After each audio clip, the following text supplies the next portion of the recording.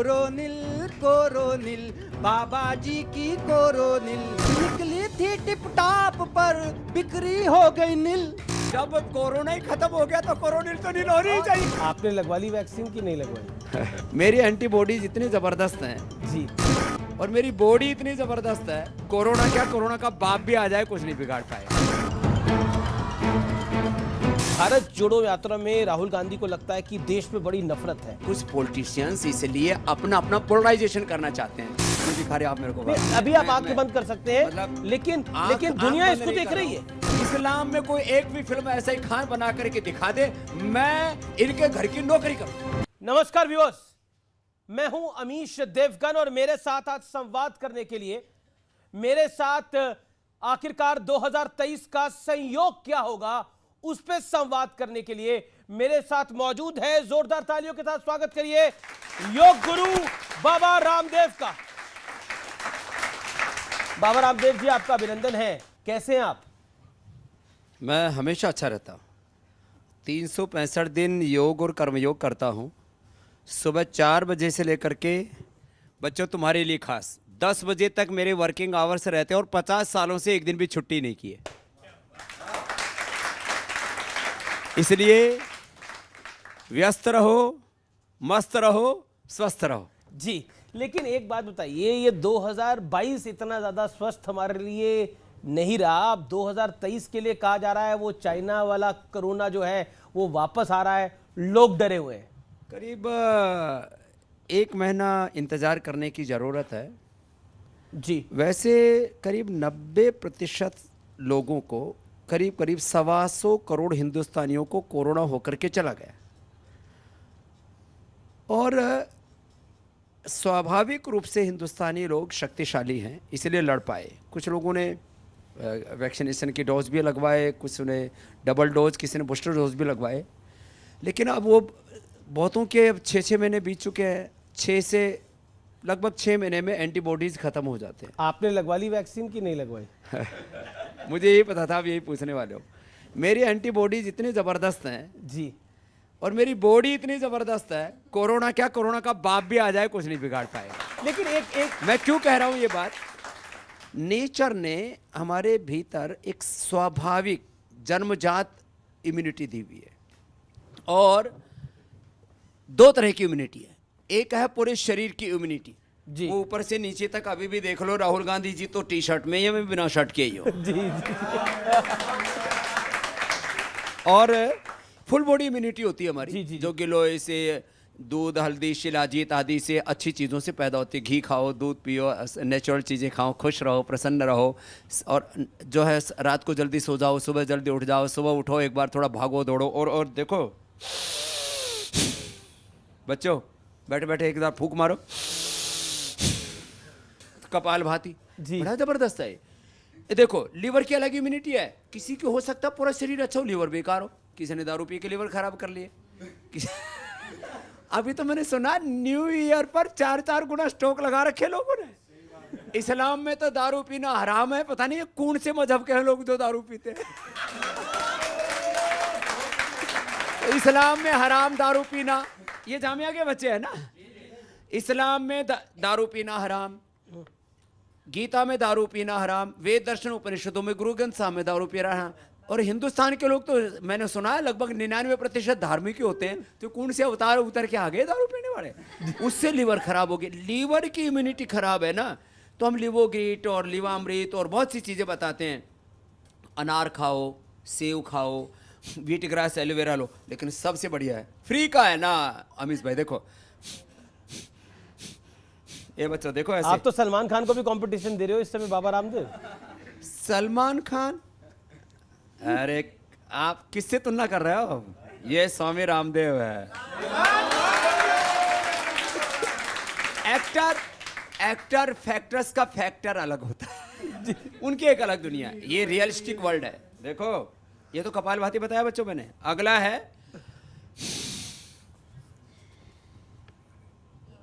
बताओ कहाँ सलमान खान यहाँ पे?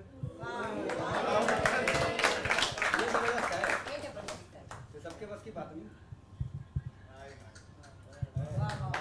और ये ना हो हाँ, तो कुछ तो सोच रहे हैं कि हमारा पेट का क्या होगा। पेट होना चाहिए पाताल लोक में और ऊर्जा होनी चाहिए आकाश लोक में, और ये होता है फिर अनुलोम विलोम से। देखो ये सीखने जैसी चीज है। This is not a laughter show बच्चों। ये अंदर की बात है। अब आजकल लोग गर्मी कहाँ से आएगी, स्वेटर से 5-5 कपड़े पहन रखे हैं और फिर भी क्यों। ये करो। तो बाबा एक सवाल आपसे बनता है। अभी आपने राहुल गांधी का जिक्र किया, राहुल गांधी टी शर्ट में घूम रहा है। आपने तो टी शर्ट भी नहीं डाली हुई। ये किस चीज की गर्मी है? अंदर की गर्मी है? सवाल तो यही है। राहुल गांधी जी में अब सत्ता की गर्मी तो है नहीं, विपक्ष की गर्मी हो सकती है। जी जी। दूसरा जो है, हो सकता है जो लोग शादी ना कराते उनमें गर्मी आ जाती है। एक बार सुबह उठ करके, ए बच्चों तुम में से कौन थोड़ा सा सुबह एक्सरसाइज करता है? इधर स्टार्ट। पूरा ऐसे 100 बार करना बेटा, ठीक है? ठीक है बाबा, घर भी जाना है इनको अपने। करते करते देख, इधर देख, फिर ऐसे करना। क्या नाम है? हम्माद। लगा? ये नहीं हो पाएगा। तो चल ऐसे ही झुक जा। ऐसे ही झुक करके ऐसे ऊपर नीचे हो, ऐसे सो। ए बिटिया इधर आ। ऐसे खड़ी खड़ी बात दे खड़ी। ये तो हाँ, ये ऐसे, इसको तो फास्ट किया। ऐसे ऐसे ऐसे, ठीक है? फिर तो उधर ऐसे करके दिखाओ। ये देखो ऐसे।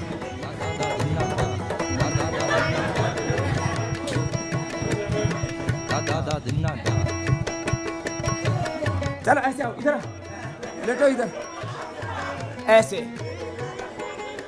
और फास्ट करो। 1 2 3 4 5 6 7।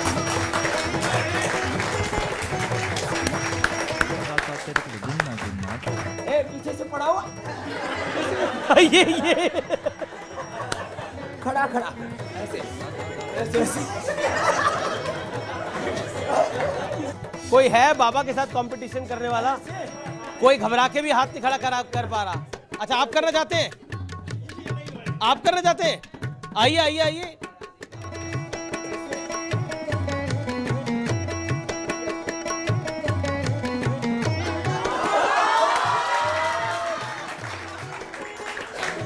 ये दाव है। आप तो बाबा से compete करने की बात कर रहे थे। बाबा आपने, वो तो आपसे compete करने की बात कर रहे थे। वो तो बेचारे, वो तो लड़का जो घबरा गया देखकर।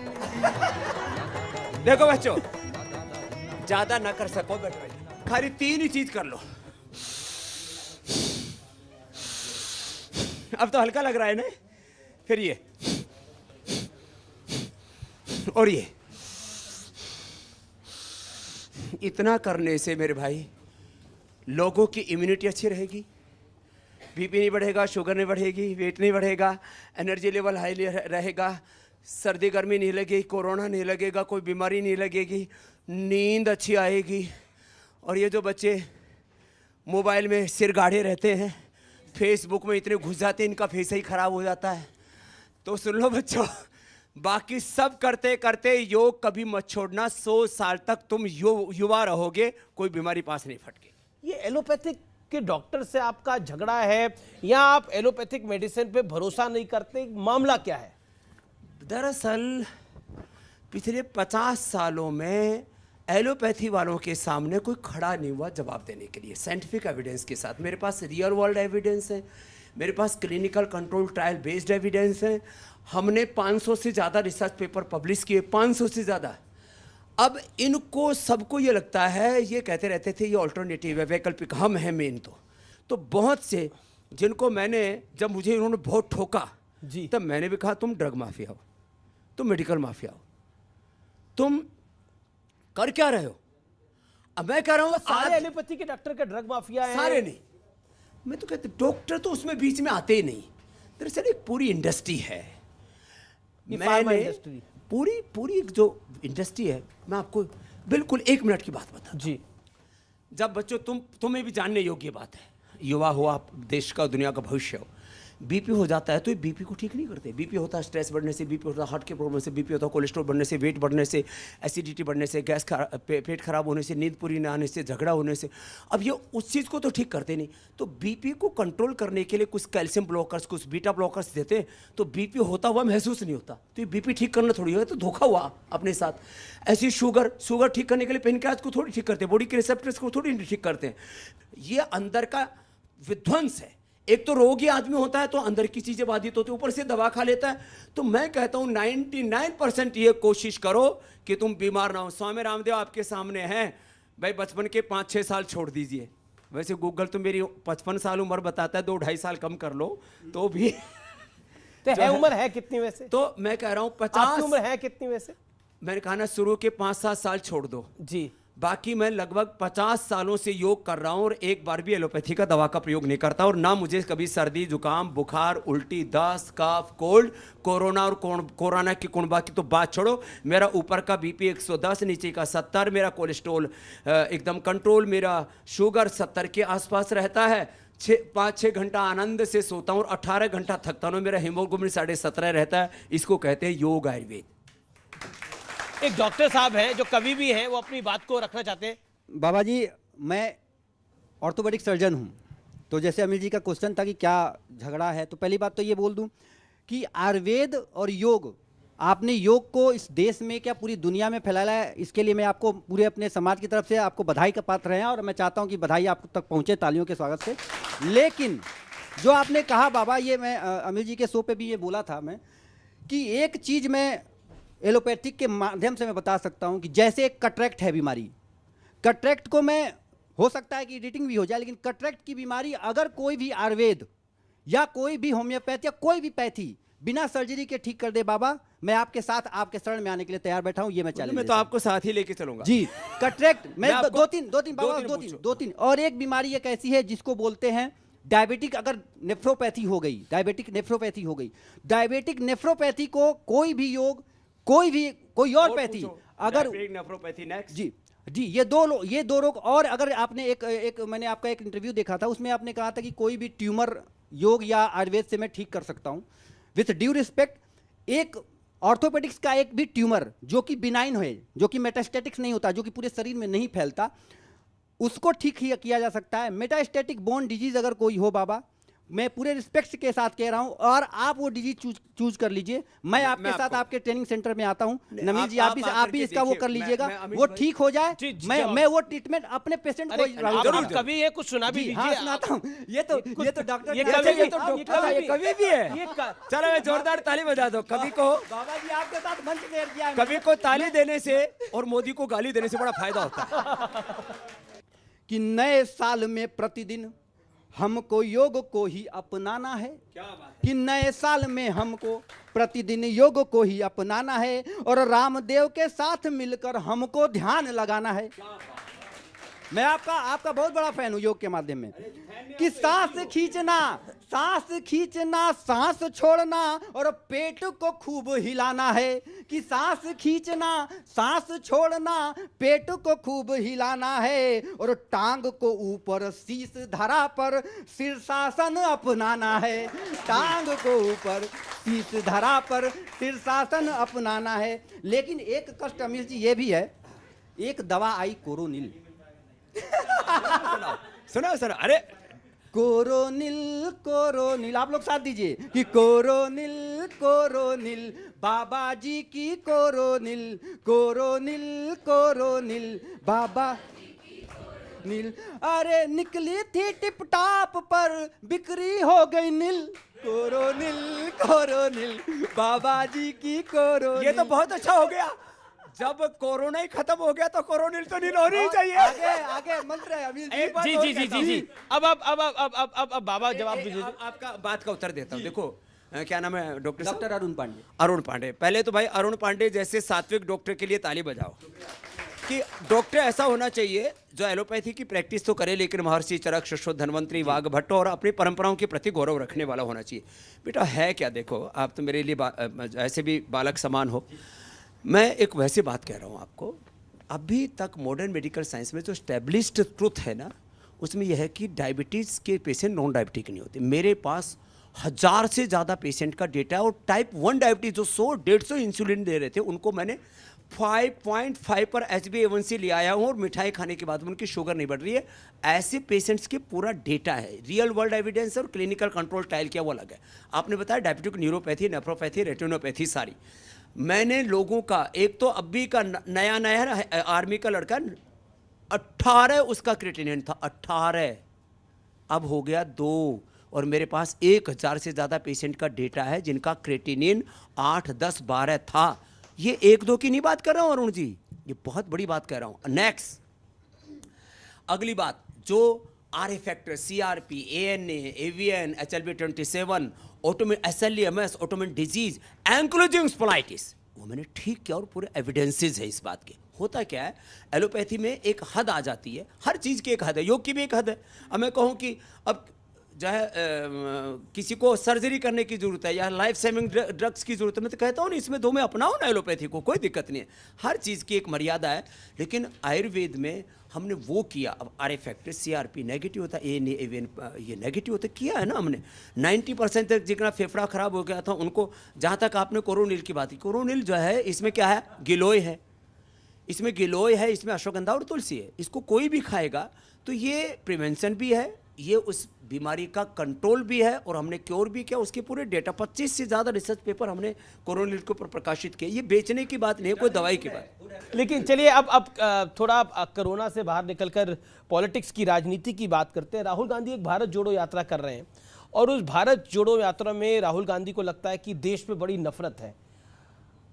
आपको क्या लगता है? जी, कितने प्यार से बच्चे बैठे हुए हैं, यहाँ तो लग नहीं रहा हिंदू मुसलमान कोई हो रहा है। जैसा न्यूज 18 के स्टूडियो में हिंदू मुसलमान में एकता और प्रेम है, यही भाईचारा पूरे हिंदुस्तान में। बहुत बढ़िया। ये नफरत, पर ये नफरत, ये कुछ पॉलिटिशियंस को नजर आती है, और वो उस दीवार को और खड़ा करना चाहते हैं। मैं कहता हूँ, अच्छा बच्चों, तुम तो अभी जवान हो, सबका ब्लड एक जैसा है कि नहीं है? सबके बोन, सबके liver, kidney, heart, brain, the system of body and the mechanism of our mind, the thought process, everywhere equal, the body everywhere equal, the mind everywhere equal, the soul is everywhere equal.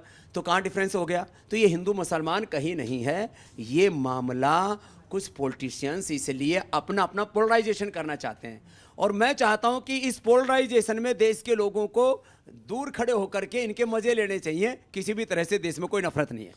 अच्छा, पर एक सवाल खड़ा ये होता है कि राहुल गांधी बार बार कह रहे हैं कि मैं नफरत को खत्म कर रहा हूं और प्यार की दुकान खोल रहा हूं।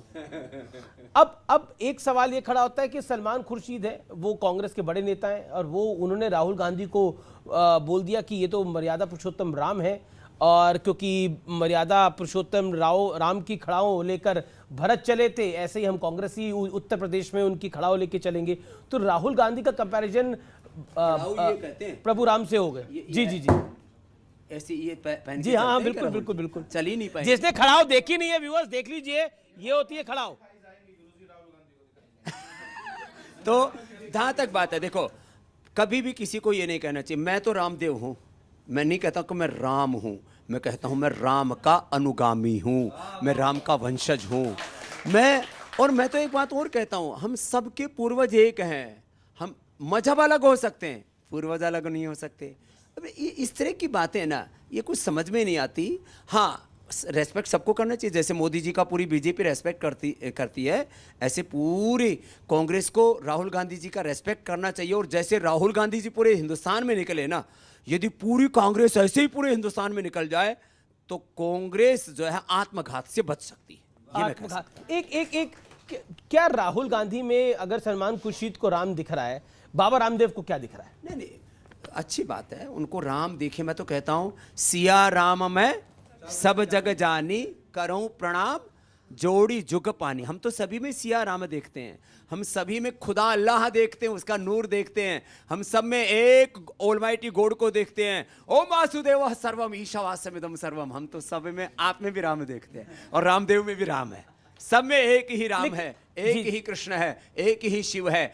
नाम अलग अलग, क्योंकि भगवान के अनंत गुण कर्म स्वभाव है ना, तो ये नाम भेद है, तत्व का भेद नहीं। एक सवाल ये, क्योंकि अब रामलला का मंदिर तो बन ही रहा है, लेकिन कांग्रेस अब कहती है, राहुल गांधी अब कहते हैं कि मैं जय सिया राम बोलता हूं और बीजेपी वाले जय श्री राम बोलते हैं। चलो भाई, जय सिया राम, जय श्री राम। वो कह रहे जय श्री राम जो है वो नफरत का उद्घोष है। ये मतलब इतना भाषा का बोध नहीं है क्या? थोड़ा आप ही जो है राहुल गांधी जी के लिए कोई ट्विटर लगा दो। आपको लगता है मेरे लगाने से वो मान जाएंगे? मैं अगर उनका ट्विटर बन जाऊंगा तो। जय श्री राम में और जय सिया राम में कोई फर्क? क्योंकि मुद्दा हो रहा है, क्योंकि हिंदू मुसलमान हो रहा है इस देश के अंदर। बीते 2022 की अगर हम बात करें तो एक इंसिडेंट ऐसा हुआ जिसने पूरे देश को हिला दिया। वो था श्रद्धा हत्याकांड, अंकिता का मर्डर केस। श्रद्धा के तो 35 टुकड़े किए गए, झारखंड की बेटी रेबिका पहाड़न के 50 टुकड़े किए गए। आखिर ऐसी घटनाएं बंद क्यों नहीं होती और इतना ज्यादा द्वेष, इतना ज्यादा अमानवीयता, क्रूरता इसलिए आई कि मनुष्य जो है, बच्चों आप अभी यूनिवर्सिटी में पढ़ रहे हो, ईगो, इग्नोरेंस, ग्रीड, लस्ट, वासना, अय्याशी, भोग विलास, जिस्म को से प्रेम करते हैं लोग ज़्यादातर जवानी में। जिस्म से प्रेम नहीं होता। एक माँ अपने बेटी से प्रेम करती है, वो बीमार हो जाता है, लंगड़ा लूला हो जाता है, ऑटिज्म हो जाता है, उसको कोई भी मस्कुलर डिस्ट्रोफी हो जाता है, उसको प्यार करती है वो। जिस्म से प्रेम नहीं, पहले तो आत्मा से प्रेम करना सीखो। और ये जितने जो मैं मर जाऊँ, मैं मिट जाऊँ, अभी मिट, अभी मर, तेरे गाल ऐसे, तेरे बाल ऐसे, इनके गीत गाते हैं। एक दिन एक ने अपनी पत्नी को टोका, उसके बाल बहुत अच्छा, अगले दिन पूरा मुंडन करा के थाली में लेके आई, बोले खा ले। ये कोई बात हुई? लोग ना प्यार, जो सच्चा प्यार है उसको भूल गए। दूसरी बात, लेकिन दूसरी तरफ से कहा जाता है ये लव जिहाद, ये नफरत है, ये जो घृणा है। अब देखो इसमें जो एग्जाम्पल्स आ रहे हैं वो बहुत गलत नैरेटिव सेट कर रहे हैं, गलत दिशा में चीज़ें जा रही हैं। इसलिए मैं सबसे कहूँगा, सब समाज के बड़े बुजुर्गों को, बच्चों ये बात मैं कुछ बड़े परिप्रेक्ष्य में कहना चाहिए, सब समाज के बड़े बुजुर्गों को अपने बच्चों को एक बात कहनी चाहिए कि बेटा ज़िंदगी में कुछ भी हो जाए, कोई भी ऐसा काम नहीं करना जिससे कि तुम अकेले ही नहीं, यदि तुम कुछ भी गलत काम करोगे तुम अकेले नहीं, तुम्हारा पूरा मजहब बदनाम होगा। इसलिए बेटा कोई गलत काम मत करना। तो ये चीज़ें बड़ों को समझानी चाहिए, घरों में माँ बाप को समझानी चाहिए, जो समाज के जिम्मेदार लोग हैं उनको समझानी चाहिए और बच्चों को भी समझनी चाहिए। तो ये जो चीज़ें हुई हैं पिछले दिनों, ये इतनी शर्मसार लव जिहाद का एंगल दिखता है इनमें जी। लव जिहाद वाला मामला थोड़ा सा मतलब हमको समझ में इसलिए नहीं आता, हम इस लव के चक्कर में पड़े नहीं। किसी भी समाज को कि आप शादी कर लोगे उस मजहब में तो आपको इतने पैसे मिल जाएंगे, आप किसी को मार के आ जाओगे तो हम इतने पैसे दे देंगे, आप जो है उनके यहाँ मंदिर में ये फेंक दोगे, मस्जिद में ये फेंक दोगे तो हम आपको ये इनाम दे देंगे। ये जो इस तरह की बातें होती हैं, इसके ऊपर इस देश में सख्त कानून बनना चाहिए। जो भी कोई मजहब के नाम पर नफरत फैलाए उसको ऐसा सख्त दंड देना चाहिए, उसको ऐसी सीख सिखानी चाहिए कि उसकी चीख निकल जाए, अगली बार कोई भी इस तरह का पाप करने के बारे में 100 बार सोचे। नफरत के ऊपर अगर कोई कुछ कहना चाहता है तो आप, ये कवि है, ये कुछ कहना चाह रही है। मैं कवित्री मुस्कान शर्मा गाजियाबाद से ही हूँ और अभी जैसे बात चल रही है तो मैंने 4 पंक्तियाँ कही हैं कि नए साल में हमारे को रेजोल्यूशन क्या लेना है वो मैं आपको बताती हूँ। 4 पंक्तियों में अपनी कहीं एक प्रार्थना मैं आप तक पहुँचाती हूँ, पूरे देश तक पहुँचाती हूँ कि हमें क्या करना है। देखिएगा, डसे कोई ना बेटी को सो उसकी ढाल बन जाना, डसे कोई ना बेटी को सो उसकी ढाल बन जाना, खरोंचे जिस्म को दुश्मन तो उसका काल बन जाना। आगे कहती हूँ कि दुआ ईश्वर से इतनी है यहाँ मुस्कान बस मेरी, दुआ ईश्वर से इतनी है यहाँ मुस्कान बस मेरी, हवस के भेड़ियों का आखिरी तुम साल बन जाना, हवस के भेड़ियों का आखिरी तुम साल बन जाना। बस ईश्वर से यही प्रार्थना है कि जितने हवसी हैं, जितने भी यहाँ वहशी हैं, उन सबका ये आखिरी साल हो। और आगे से एक देश की युवा पीढ़ी की तरफ से मैं एक सवाल दिल से आपसे पूछा जाता हूँ। तो निशा शर्मा ने आत्महत्या कर ली। इंस्टाग्राम पे मैं देख रहा था उसके 1 मिलियन से ज़्यादा फॉलोअर थे, 1 मिलियन से ज़्यादा फॉलोअर थे और एक व्यक्ति के लिए उसने आत्महत्या कर ली। क्या आपको लगता है कि इस देश की युवा पीढ़ी, क्योंकि बाबा इस पर संवाद करना इसलिए जरूरी है, स्ट्रेस नहीं ले पाती, ब्रेकअप नहीं ले पाती, अगर अफेयर है भी, ब्रेकअप कर भी लिया, 20 साल के आप हो, 21 साल के आप हो, 22 साल के आप हो, आपका जीवन पड़ा है, आपके माँ बाप हैं, आपके भाई हैं, आप अपना जीवन अंत करना चाहते हो, नौकरी चली गई उससे आप परेशान हो रहे हैं, या फिर आपको जो पाना है वो आप नहीं पा रहे, उसमें देरी हो रही है, लेकिन जीवन पड़ा है। क्या मनुष्य जीवन इतना सस्ता है कि उसको हम खत्म एक कर दें? आदमी के बदनीयती के कारण से, उस एक आदमी के धोखे के कारण से आप उसको ख़त्म कर देते हैं। ये क्या देखो, पहली बात तो इस तरह प्रताड़ित तो हो जाती हैं बेटियां, इतनी संवेदनशील होती हैं, वो इतनी गहरी एक अलग तरह की एक ब्रेन फ्रिक्वेंसी में चली जाती हैं, उन वापस आना उनके लिए थोड़ा मुश्किल हो जाता है। लेकिन कभी हिम्मत नहीं हारना चाहिए। उस बेटी को साहस करके इसको बेनकाब करना चाहिए था, और धैर्य रखना, और जिसने आपके साथ गुनाह किया है, जिसने आपको धोखा दिया है, उसको आप पूरा, ईश्वर का तो न्याय है ही, आपको भी, जैसे हमारी कवित्री बहन ने कविता में कहा कि ये मुस्कान जी ने, उस मुस्कान जी ने जैसे कहा कि उनको इतना अपने भीतर शौर्य, वीरता और पराक्रम रखनी चाहिए कि जो गलत करे उसका वो खुद भी न्याय कर सके। इतनी ताकत अपनी बेटियों को अपने भीतर इकट्ठी करनी पड़ेगी, बाकी न्याय व्यवस्था तो न्याय करेगी। सो क्योंकि ये सवाल मैं सिर्फ लड़कियों के लिए नहीं पूछ रहा, लड़कों के लिए भी पूछ रहा हूँ। युवा पीढ़ी, क्या आपको लगता है कि धैर्य कम है उनके अंदर? पेशेंस तो देखो कम हुआ है। पेशेंस को बढ़ाने के लिए क्या करें, उसके लिए देखो क्या करना चाहिए? एक तो गलत चीजें देखे तो पेशेंस नहीं रहना चाहिए, आपको गलत चीजों के प्रति गुस्सा आना चाहिए। गुस्सा जायज है, गुस्सा यदि नाजायज होता तो भगवान हमारे भीतर डालते ही नहीं। बुरी चीजों पर जिसको आक्रोश नहीं आता, क्रोध नहीं आता, जो पाप को, अन्याय को, अधर्म को जो सहते रहते हैं, वो भी पापी, अधर्मी और अन्यायकारी है। इसलिए आना चाहिए आपको। लेकिन ये ऐसा है कि आपको गुस्सा भी आना चाहिए बुरी चीजों पर, लेकिन आपको संयम भी नहीं खोना चाहिए। इसलिए हमारे यहाँ शांति, क्रांति, प्रार्थना, पुरुषार्थ, प्रवृत्ति, निवृत्ति, एक साथ वीरता और विनय, धीरता, वीरता दोनों को साथ साथ का है। तो ऐसा एक जीवन में एक इस तरह से हमें संतुलन बनाना पड़ेगा। ये बड़ी महत्वपूर्ण बात है कि आपको महसूस करना है, अगर आपको गुस्सा भी आए तो आपको अपना स्वयं का नुकसान नहीं कर लेना, जिससे आपके परिवार कठिनाई में फंस जाए, आपके परिवार को नुकसान हो। वो नुकसान किसी का नहीं है, लोगों को हम वो दर्द देके नुकसान जाते हैं। आपका है, आपके अपने स्वयं का है। इसलिए महत्वपूर्ण है कि आप अपने गुस्से पर संपूर्ण रूप से काबू करें, संयम बरतें, जैसा बाबा रामदेव ने कहा है। आपने देखा होगा कि लड़की से जब लड़का मिलता है, बहुत सारे ऐसे किस्से आ रहे हैं सर, लफ्ज़ जिहाद का रूप इसको भी दिया गया है कि जब लड़की से लड़का मिलने आता है तो उसका नाम अमन रहता है, लेकिन बाद में पता चलता है वो अमन नहीं, अरमान था। तो सर ये बहुत चीज़ बड़ा को आप पाप लफ्ज़ है, जिहाद ये मान रहे अपराध हैं? है, ये क्राइम है, और इसकी उसको सजा मिलनी चाहिए। मैं यही कह रहा हूँ कि इस तरह के प्रावधान होने चाहिए।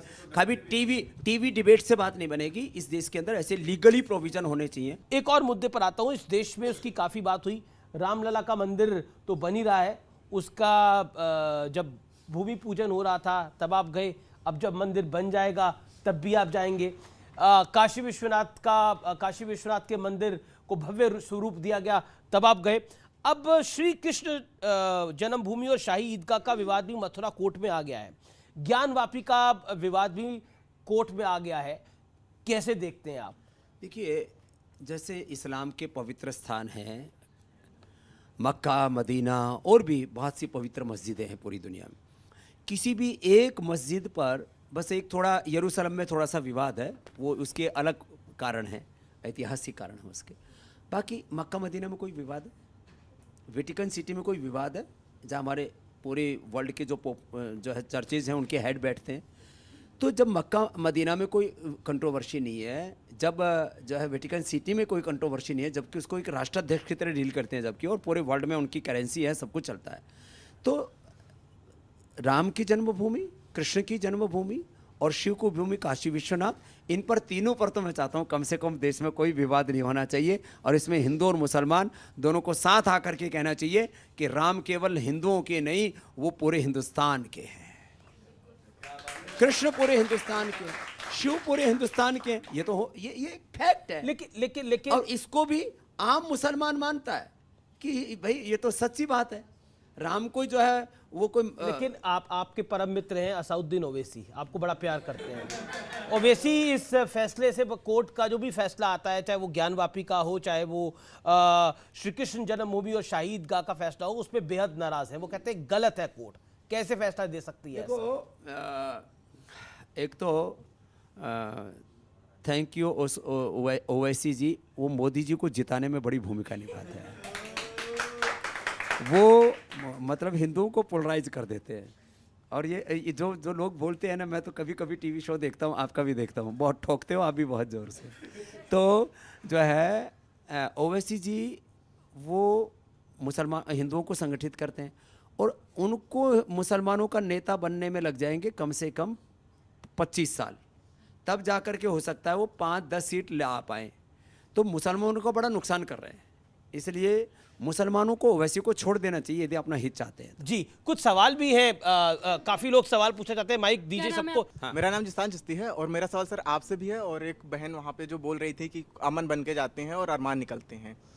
तो सर जैसे कि एक ये बुल्ली बाई और सुल्ली डील्स आया था और स्क्रीनशॉट इसके वायरल हुए थे कि एक टारगेट किया जा रहा था एक समुदाय की लड़कियों को, तो इसको आप किस नज़र में देखते हैं? इसको आप लव जिहाद देखते हैं या नहीं देखते हैं आप इसको? देखो, किसी भी तरह से अपनी पहचान छिपा के, अपना कुल खानदान छिपा के, पहले साधु लोग अपना कुल खानदान घर परिवार नहीं बताते थे, बोले हम तो वैराग्य के रास्ते पर चल पड़े। लेकिन आज लीगली आपको अपनी पहचान बतानी होगी। मैं भी अपने यहाँ सन्यासी बनाता हूँ तो सबका कुल परिवार वंश खानदान देखता हूँ, कोई यदि गलत कर देगा तो जिम्मेदार कौन होगा। इसलिए किसी को भी अपनी पहचान छुपाना ये बहुत बड़ा क्राइम होना चाहिए, और जो ऐसे पहचान छिपाते हैं किसी भी मजहब के हों उनको सख्त से सख्त सजा मिलनी चाहिए। ये तो इसमें तो किसी भी तरह का कोई कन्फ्यूजन नहीं होना चाहिए। एक बाबा रामदेव, आप तो कई सारे कार्यक्रमों में जाते हो, आप तो टेलीविजन इंडस्ट्री के भी बड़े बड़े प्रोग्राम में जाते हो, गानों को लेकर बड़ी पॉलिटिक्स शुरू हो गई है। अभी पठान फिल्म का एक गाना आया, उसको लेकर एक बड़ा विवाद शुरू हो गया। शाहरुख खान की फिल्म आ रही है पठान, उसको लेकर एक बड़ा विवाद शुरू हो गया कि उसमें भगवा रंग का अपमान हुआ है। क्या कहना चाहते हैं आप? वो तस्वीर मैं दिखा भी देता हूँ यहाँ पर। हमको तो देखने का भी मन नहीं कर रहा है, इतनी मामला गड़बड़ है, क्योंकि भाई हम बाबा लोग लंगोट पहने तो समझ में आता है जी, ये बेटियों को भी मतलब कैसे कैसे क्या क्या कर देते हैं। जी जी जी। तो ये बड़ा खतरनाक मामला है जी, ये तस्वीर तीन दिख भी चीजें रही। जी, हाँ, क्यों दिखा रहे आप मेरे को? नहीं आपको नहीं, मैं तो सबको दिखा रहा हूँ। मतलब ये क्यों, ये आप नहीं, मैं अभी सच में, अभी आप आंखें मैं- बंद कर सकते हैं, मतलब लेकिन आंख दुनिया बंद इसको नहीं देख कर रहा रही हूं, है। लेकिन ये ठीक नहीं है। जी, देखो, 3 चीजों को बड़ा बदनाम किया। एक तो भगवा को, दूसरा मैं जन्म से पंडित नहीं हूं, देश के ब्राह्मणों ने भी देश के लिए बहुत अच्छा काम किया है, लेकिन ब्राह्मणों को विलन करके प्रस्तुत किया जाता है। इसी तरह से देश के अंदर व्यापारियों को विलन करके प्रस्तुत किया जाता है कि व्यापारी तो लूटते हैं, ठगते हैं, तो इस देश में आर्थिक समृद्धि कैसे होगी? तो जो है, मैं एक ये बात कहना चाहता हूँ, ये भगवे को, सनातन को, ब्राह्मणों को और व्यापारियों को, जो अरे भाई हर समाज में गंदे लोग होते हैं, आप किसी एक व्यक्ति को टारगेट कीजिए ना, और ये पूरा नैरेटिव सेट करते हैं सो कॉल्ड कम्युनिस्ट और एक इंटेलेक्चुअल टेररिस्ट है इस देश के अंदर। ये बौद्धिक आतंकवादी, मजहबी आतंकवादी, राजनीतिक आतंकवादी और माफ करना कुछ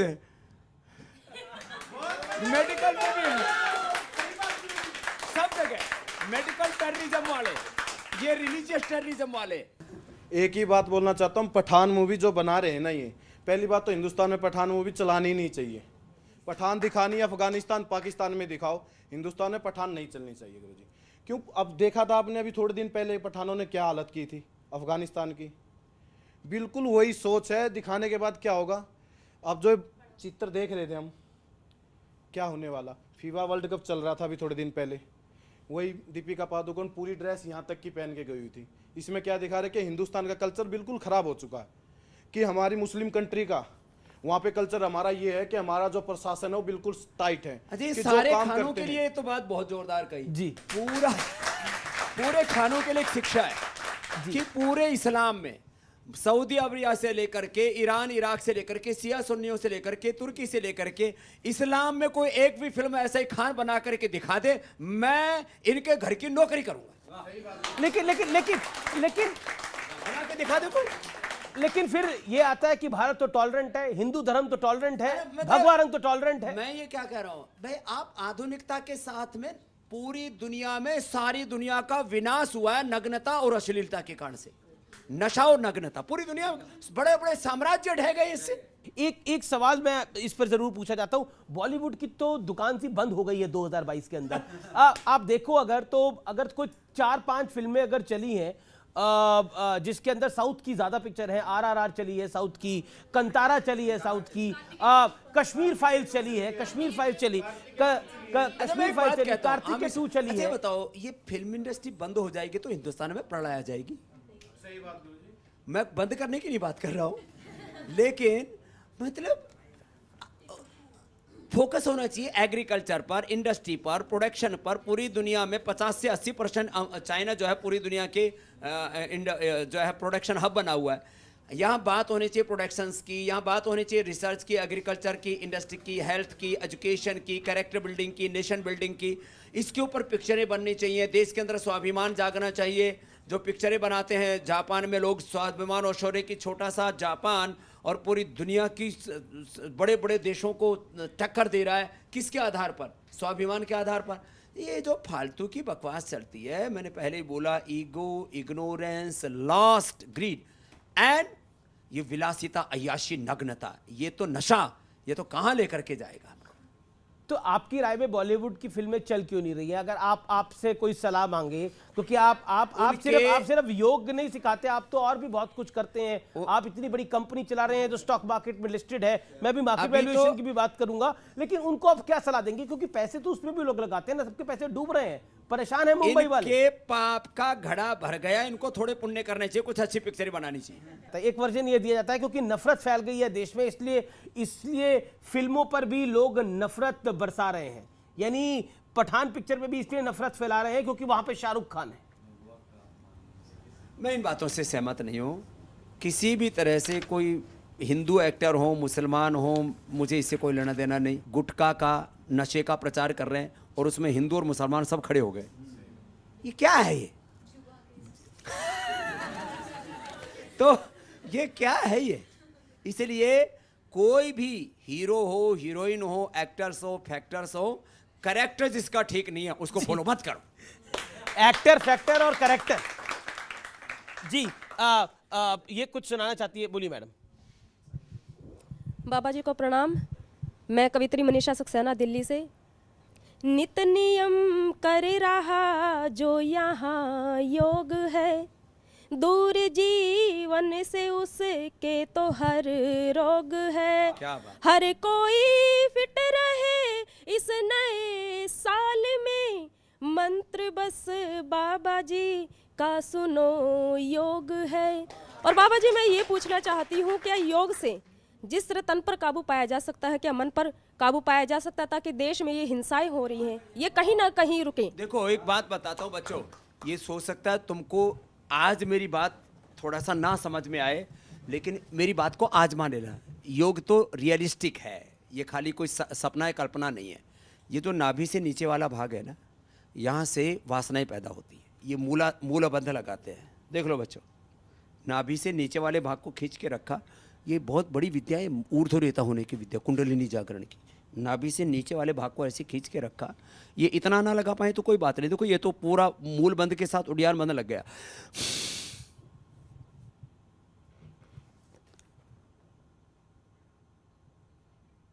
ये तो नहीं लग पाएगा सबसे, लेकिन नाभि के नीचे वाले भाग को जिसने 1-2 मिनट भी ये प्रयोग कर लिया ना, उसका मन कभी भी वासनाओं में भटकेगा नहीं। ये आपको एक गुप्त विद्या का मैंने रहस्य बता दिया है। और भाई, जिनका वासनाओं में मन भटक रहा है, भगवान जल्दी उनका मोक्ष कर दे। भारतीय सेना ने चाइना के सैनिकों को खूब जबरदस्त तरीके से पीटा है, लेकिन सबूत गैंग फिर एक्टिव है। उनको सबूत चाहिए। ओवैसी से लेकर राहुल गांधी तक कहते हैं कि भारतीय सेना पिट गई है। देखो, ये सारे हिंदुस्तान ने भी वीडियो देखा है, आपने भी देखा है, और ये तो रियल एविडेंस है। भारतीय सेना ने अच्छे से पीटा है चीनीज को। हम नहीं चाहते कि हम किसी को मारपीट करें, लेकिन हम किसी को छेड़ेंगे नहीं। लेकिन हमको कोई छेड़ेगा तो उसको छोड़ेंगे नहीं। ये गवर्नमेंट की नीति भी है, और ऐसी हमारी सेना सक्षम है। सेना के लिए जोरदार तालियां हो जाए। और ये जो फालतू की बकवास जो लोग कर रहे हैं, अब देखो, वो वक्त चला गया है जब जो है चाइना जो है वो तेजपुर तक घुस आया था। वो वक्त चला गया जब उसने हमारा करीब 24,000 वर्ग किलोमीटर का एरिया हमारा कब्जा लिया था। अब बहुत शक्तिशाली हो चुका है भारत। चाइना ये हिमाकत कतई नहीं करेगा, लेकिन क्या है, वो चोर चोरी करना छोड़ दे, हेरा फेरी नहीं छोड़ता। तो ये जो हेरा फेरी करता रहता है चाइना, बीच बीच में छेड़ा-छेड़ी करता रहता है। अब उसके यहाँ कोरोना इतना भयंकर आ रहा था, उसने ध्यान हटाने के लिए ये छेड़छाड़ की थी, बाकी क्या उसकी औकात है। अच्छा, एक सवाल, क्या चाइना का कोई के परमानेंट इलाज के लिए कोई योग है आपके पास स्वामी जी? शी जिनपिंग का जल्दी मोक्ष हो जाएगा। मैं आपको सच बोल रहा हूँ, शी जिनपिंग ज़्यादा ठहरने वाला नहीं है। जितने भी पूरी दुनिया में तानाशाह हुए, उनका अंत 10 साल में लगभग हो जाता है, तो बहुत अंत करीब है। ठीक है, कोई और आ जाएगा, लेकिन अब पूरी दुनिया में ये युद्धों से नहीं, योग से शांति होगी। जोड़ो एक दूसरे को। और ये विस्तारवाद के नाम पर पूरी, कम से कम इसने अपने 25 पड़ोसियों को दुखी कर रखा चाइना ने। तो भारत को वापस मैं कह रहा हूं, अपनी आर्थिक ताकत बढ़ानी पड़ेगी। पैसे से सब काम होते, पैसे से सब कुछ नहीं होता, लेकिन बिना पैसे के कुछ नहीं होता। तो इसलिए मैं कहता हूं, जी। अभी तो हमने एक कंपनी लिस्टिंग की है, अभी और 2-3 लिस्टिंग करेंगे। जलने वाले जल भुन करके जल्दी मोक्ष हो जाए। हम 5 लाख करोड़ का साम्राज्य खड़ा करेंगे, अपने पुरुषार्थ से जो अर्थ खड़ा करेंगे उसको परमार्थ में लगाएंगे, समर्थ भारत बनाएंगे। एक कहानी, सोच होनी चाहिए पूरे हिंदुस्तान की, बाबा रामदेव, वेल्थ क्रिएशन की। जी, आपने वेल्थ क्रिएशन की बात करी। हमारे देश के अंदर स्टीव जॉब्स की कहानी लोगों को एक टेड टॉक के अंदर सुननी अच्छी लगती है। ये बात सच्चाई में आपको बोल रहा हूं। हमारे देश के अंदर मार्क जुकरबर्ग की कहानी आपको सुननी अच्छी लगती है। बाबा रामदेव आज के युग के अंदर हैं, आज के युग के अंदर यहां खड़े हुए हैं, अपनी मेहनत करके कहां से निकले और कहां तक पहुंचे, उनकी कहानी कोई नहीं बताता। बात यह है कि हम अपने बिजनेसमैन को तो देते हैं गाली और बाहर वाले के लिए बजाते हैं ताली। क्यों? ये आपने बहुत अच्छी बात कही, और ये रेस्पेक्ट देना होगा हमें वेल्थ क्रिएशन को। मैं तो कहता हूं सारे काम छोड़ करके ना 10-1 साल वेल्थ क्रिएशन पर ध्यान दो। सब लोग जहां पर भी हैं, एग्रीकल्चर में, इंडस्ट्री में, मैन्युफैक्चरिंग में, आईटी में, जिस भी आप काम में, आप सबके पास कोई ना कोई हुनर है। पढ़े लिखों के पास, अनपढ़ों के पास, कम पढ़े लिखों के पास, ज़्यादा पढ़े लिखों के पास, हर के पास एक नॉलेज है, स्किल है, इनोवेशन है, इन्वेंशन है। उसको वेल्थ क्रिएशन में लगाओ। मैंने अपनी शक्ति को वेल्थ क्रिएशन में लगाया, और मैंने कहा मैंने पुरुषार्थ से जो अर्जित अर्थ किया उसको परमार्थ और समर्थ भारत में बनाने में लगाया। क्या दिक्कत है भाई?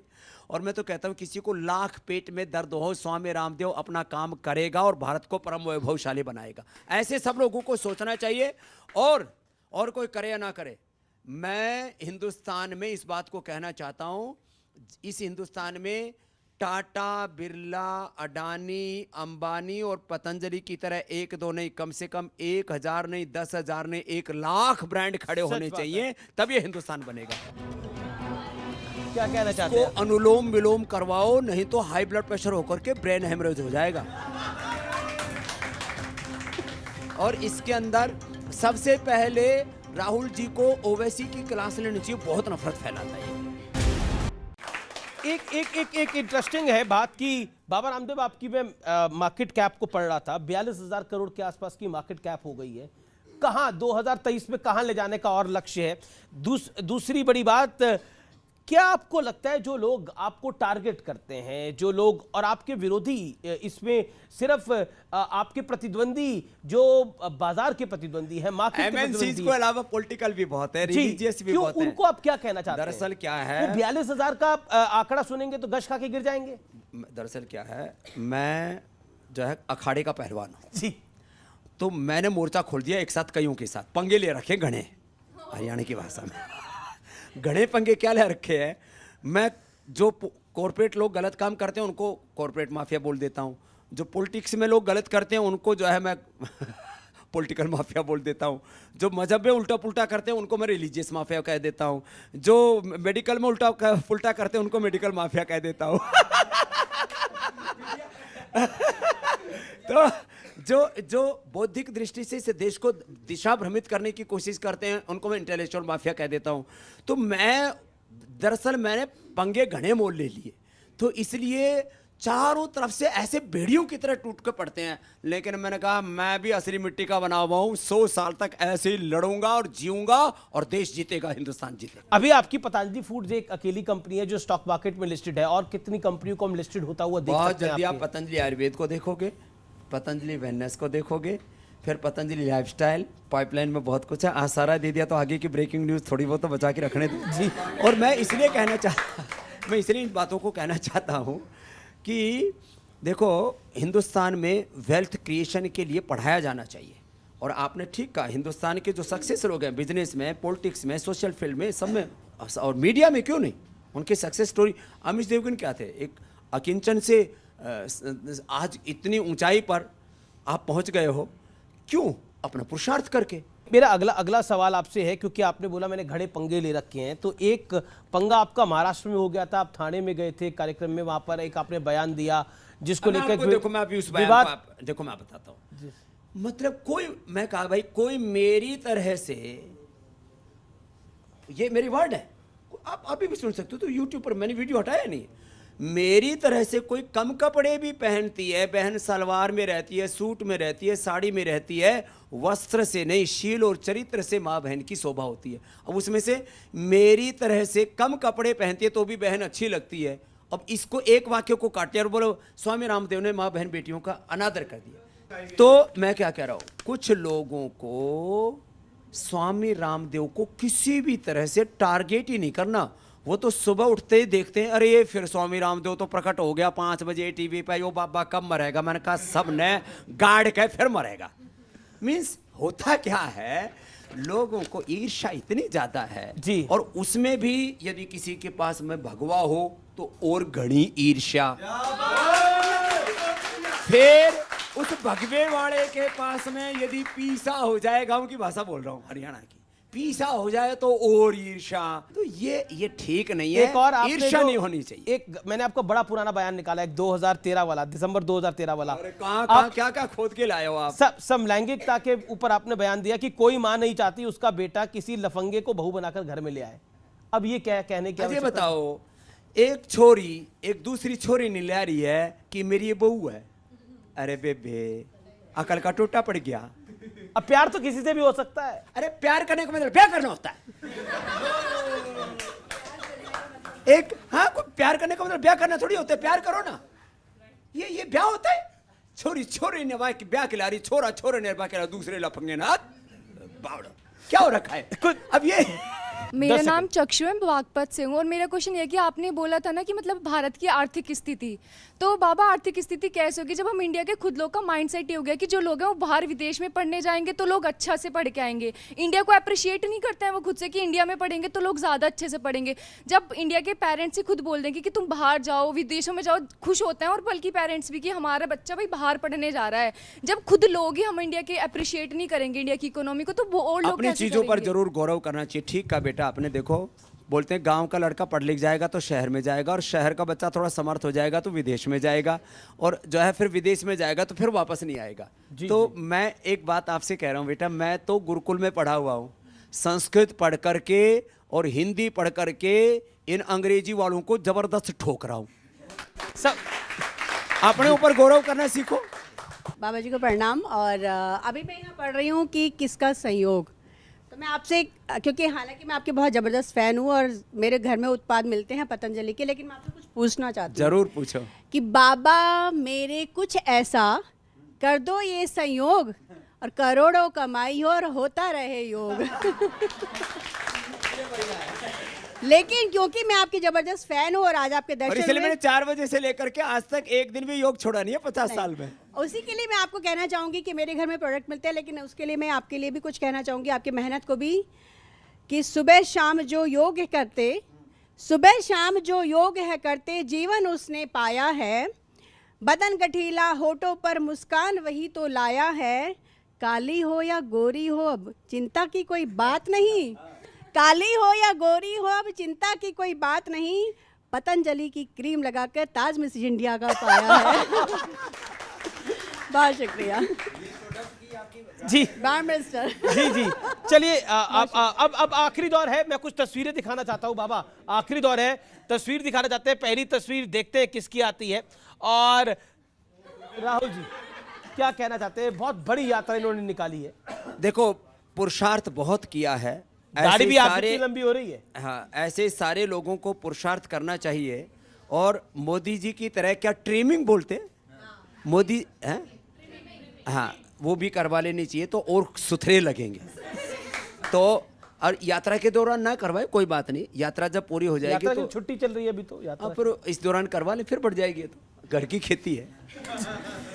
अगली तस्वीर देखते हैं किसकी आती है।